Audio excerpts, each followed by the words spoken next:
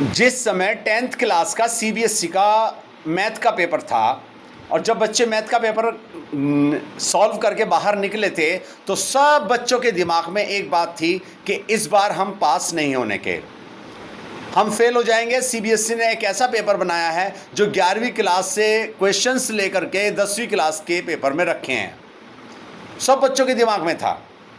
और वही बात दूसरी तरफ साइंस को लेकर के भी कही गई कि साइंस में भी बहुत टफ क्वेश्चंस रखे गए। समय बीतता गया और समय बीतने के बाद अब 15 अप्रैल को रिजल्ट डिक्लेयर होता है। आपको पता है रिजल्ट का वैल्यू कितना था?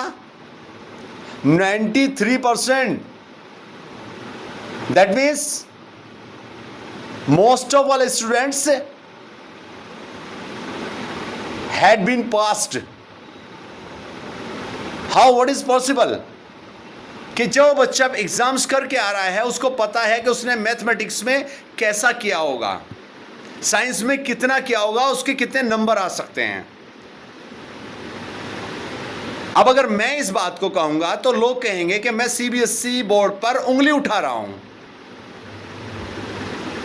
लेकिन ये मेरा राइट से बोलने का, मैं किसी पर उंगली नहीं उठा रहा हूं। मैं बच्चों के द्वारा कही गई वो बातें जो उन्होंने उस टाइम बोली थी उनको बोल रहा हूं। अभी यूपी बोर्ड का रिजल्ट नहीं आया, पर यूपी बोर्ड में ऐसी कोई कंप्लेन नहीं आई थी, किसी भी बच्चे ने कोई कंप्लेन नहीं की थी कि मेरा पेपर बहुत हार्ड था या मेरा पेपर बहुत मुश्किल था, मैं नहीं कर पाया उसको। संदेह तो बनता है ना कि एक तरफ बच्चे साइंस और मैथ के पेपर को ये कहकर ये बोल रहे थे कि पेपर बहुत हार्ड है, हम पास नहीं हो पाएंगे।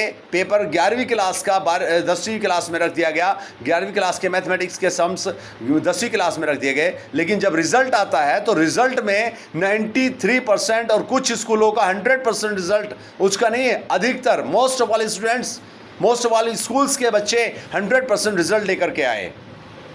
सोचिए एजुकेशन का सिस्टम कहां पर चला गया है। बच्चे पढ़ना चाहते हैं, समझना नहीं चाहते हैं बिल्कुल भी। जब तक हमारे देश के बच्चे ये नहीं सोचेंगे कि मुझे समझना है, पढ़ना नहीं है, तब तक यही हालत रहेगी। और ज़्यादातर नॉर्थ इंडिया की बात कर रहा हूं मैं, साउथ इंडिया में तो आज भी एजुकेशन सबसे टॉप पर है और टॉप पर ही रहेगी। नॉर्थ इंडिया में एजुकेशन सिस्टम बिल्कुल डामाडोल है। तो प्लीज़ अपने आप को संभालिए और अपनी एजुकेशन को इम्प्रूव कीजिए। जय हिंद, जय भारत।